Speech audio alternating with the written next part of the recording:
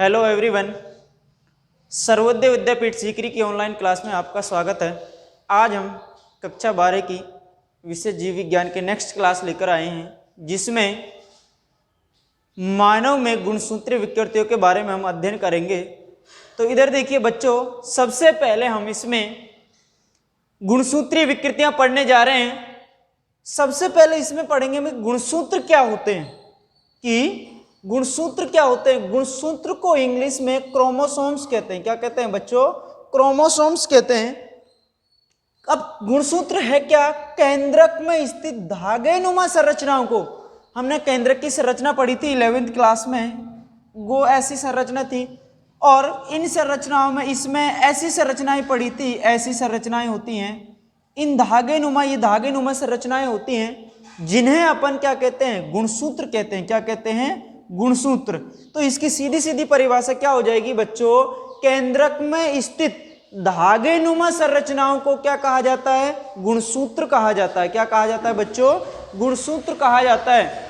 और ये गुणसूत्र, इन्हें आनुवांशिकता के वाहक क्या कहते हैं बच्चों? आनुवांशिकता के वाहक या आनुवांशिकता के आधार भी इन्हें कहा जाता है। क्या कहा जाता है? आनुवांशिकता के वाहक, यानी ये लक्षणों को एक पीढ़ी से दूसरी पीढ़ी में ले जाने वाले, या फिर इन्हें अपन क्या कह सकते हैं? आनुवांशिकता के आधार कह सकते हैं। क्या कह सकते हैं बच्चों? आधार। अब गुणसूत्र के इतिहास की बात करें, हिस्ट्री की बात करें, तो होप मिस्टर ने 1848 में गुणसूत्रों को, किसको? गुणसूत्रों को एक पादप है ट्रेडेसेकेंसिया की परागकण की मात्र कोशिका में देखा। किसमें देखा बच्चों? ट्रेडेसेकेंसिया की परागकण की मात्र कोशिका में गुणसूत्र को किसने देखा था बच्चों? होप मिस्टर ने देखा था। कब देखा था? 1848 में देखा था। कब देखा था? 1848 में। नेक्स्ट देखिए, वाल्देर ने, किसने? वाल्देर ने सन 1888 में इन संरचनाओं को क्या नाम दिया बच्चों? इंग्लिश नाम क्रोमोसोम दिया था। क्या नाम दिया था? क्रोमोसोम नाम दिया था बच्चों। क्रोमोसोम नाम किसने दिया था? वाल्देर ने दिया था।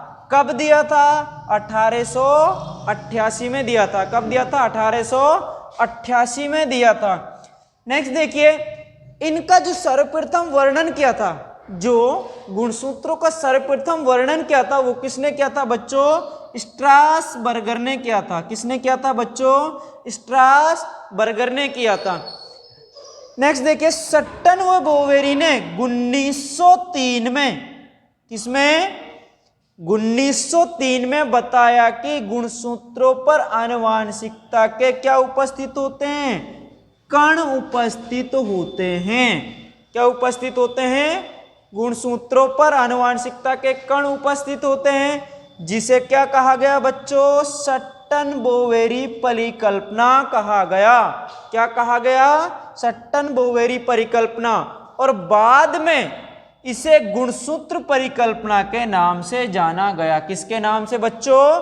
गुणसूत्र परिकल्पना के नाम से जाना गया। एक बार दोबारा समझिए इस पॉइंट को। सट्टन बोवेरी ने 1903 में क्या बताया था कि गुणसूत्रों पर आनुवांशिकता के क्या उपस्थित होते हैं? कण उपस्थित होते हैं, जिसे बच्चों क्या कहा गया था? सट्टन बोवेरी परिकल्पना कहा गया था। क्या कहा गया था? सट्टन बोवेरी परिकल्पना। लेकिन बाद में इसे क्या कह दिया गया? गुणसूत्र परिकल्पना नाम दे दिया गया। किसको दे दिया गया? सट्टन बोवेरी परिकल्पना को बाद में किस नाम से जाना गया? गुणसूत्र परिकल्पना के नाम से जाना गया। नेक्स्ट देखिए बच्चों, गुणसूत्र प्रारूप इंपॉर्टेंट है, बहुत पूछा जाता है। कैरियोटाइप क्या है? गुणसूत्र प्रारूप, इसको इंग्लिश में कैरियोटाइप कहते हैं। तो किसी जीव में पाए जाने वाले जो संपूर्ण गुणसूत्र होते हैं, क्या होते हैं? किसी जीव में पाए जाने वाले संपूर्ण गुणसूत्र होते हैं, जो उनकी आकारी को अपन क्या कहते हैं? कैरियोटाइप कहते हैं। क्या कहते हैं? कैरियोटाइप। और कैरियोटाइप में बच्चों गुणसूत्र की संख्या, आकृति वे भुजाओं की लंबाई आदि को क्या करते हैं, हम शामिल करते हैं। क्या करते हैं, शामिल करते हैं। एक बार दोबारा कैरियोटाइप को समझ लीजिए। किसी भी जीव में पाए जाने वाले संपूर्ण गुणसूत्रों की आकारिकी को, किसको, आकारिकी को, उसको क्या कहते हैं बच्चों, कैरियोटाइप या गुणसूत्र प्रारूप कहते हैं।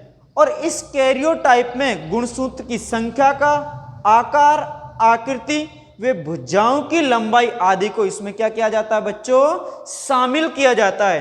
किस किस को करते हैं, एक बार दोबारा देख लीजिए। संख्या, आकार, आकृति, वे भुजाओं की लंबाई आदि को किस में शामिल करते हैं बच्चों, कैरियोटाइप में शामिल करते हैं। किस में शामिल करते हैं, कैरियोटाइप में हम क्या करते हैं बच्चों, शामिल करते हैं।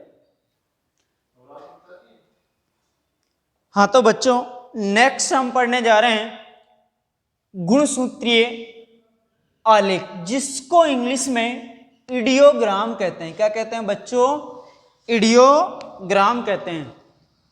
जो हमने अभी पढ़ा था कैरियोटाइप, क्या पढ़ा था बच्चों, कैरियोटाइप जो पढ़ा था उसी में देखिए कैरियोटाइप का आरेखीय चित्रण, यानी आरेखीय चित्रण बनाकर, आरेखीय चित्रण क्या कहलाता है, इडियोग्राम कहलाता है। क्या कहलाता है, इडियोग्राम कहलाता है। इडियोग्राम बनाते समय बच्चों गुणसूत्रों को लंबाई के घटते हुए क्रम में व्यवस्थित करते हैं। कैसे क्रम में, घटते हुए क्रम में क्या करते हैं, उनको व्यवस्थित करते हैं। पहले बड़ा, फिर छोटा, फिर छोटा, धीरे धीरे ऐसे घटते हुए क्रम में क्या करते हैं, उनको व्यवस्थित करते हैं। तो इडियोग्राम आपका क्या हो जाएगा, गुणसूत्रीय आलेख, जिसको कहते हैं कि कैरियोटाइप का आरेखीय चित्रण, यानी आरेख बनाते हैं। आरेख कैसे, उसको लंबाई के घटते हुए क्रम में व्यवस्थित करना, इसी को अपन क्या कहते हैं बच्चों, इडियोग्राम कहते हैं। क्या कहते हैं, इडियोग्राम। क्या कहते हैं, इडियोग्राम। नीचे लिखा हुआ है इडियोग्राम बनाते समय गुणसूत्रों को लंबाई के कौन से क्रम में जमाते हैं, घटते क्रम में जमाते हैं। कौन से क्रम में बच्चों, घटते क्रम में जमाते हैं। नेक्स्ट पढ़ रहे हैं हम मानव में गुणसूत्रीय विकृतियां या असामान्यताएं।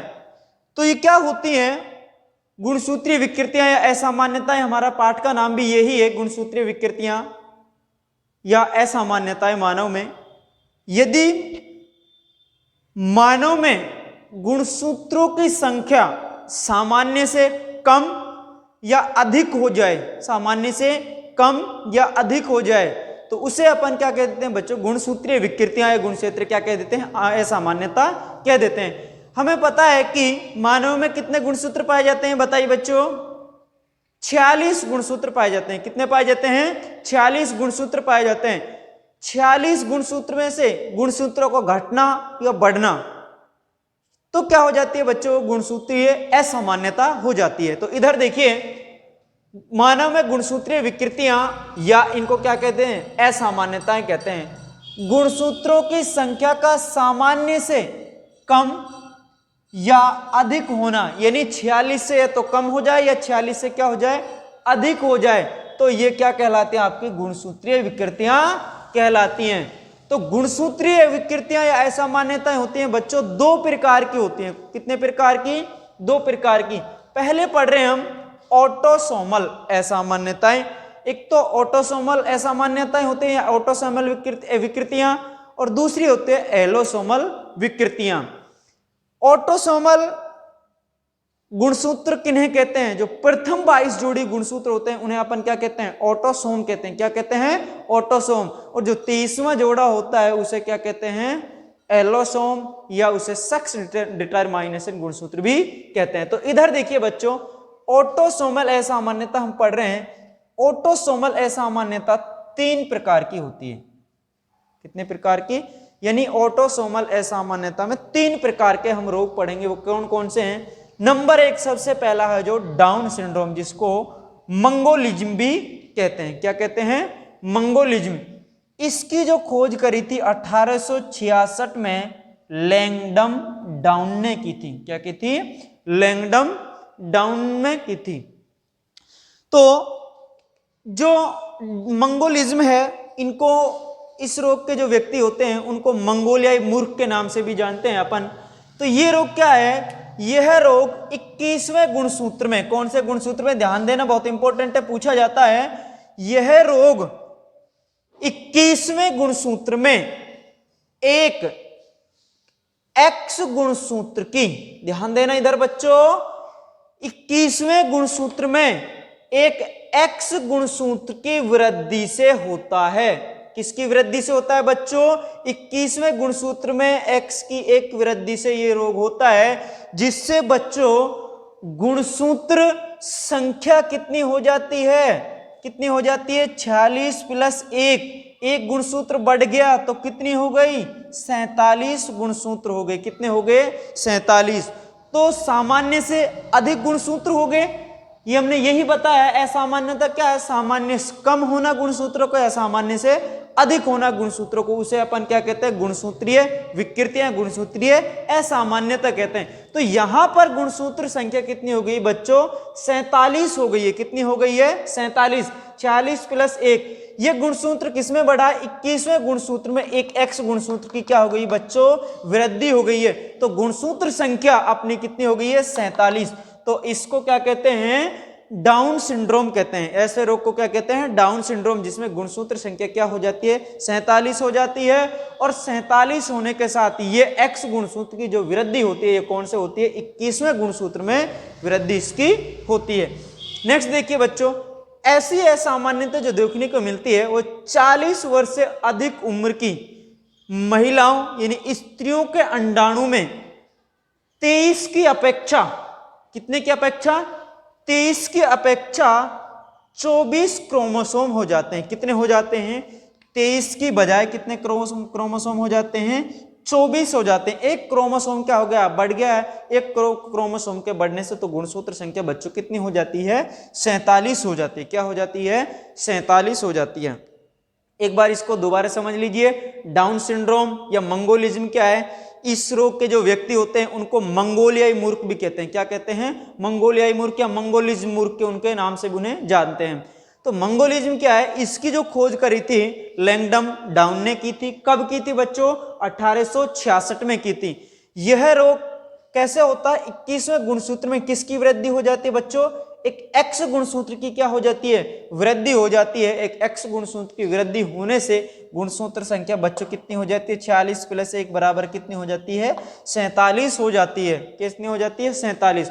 और ऐसी असामान्यता जो देखने को मिलती है 40 वर्ष से अधिक उम्र की स्त्रियों के अंडाणु में 23 की अपेक्षा कितने क्रोमोसोम हो जाते हैं? 24 क्रोमोसोम हो जाते हैं।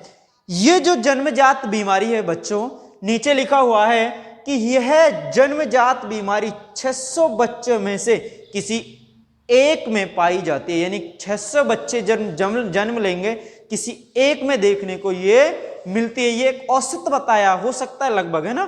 तो लक्षण, अब इसका अपन देख लेते हैं लक्षण क्या है डाउन सिंड्रोम के।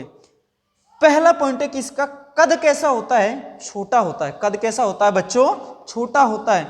और वो अधिक, उसकी जो बुद्धि होती है विकसित नहीं होती है। वो कैसा होता है बच्चा? मंद बुद्धि का होता है। कैसा होता है बच्चा? मंद बुद्धि का।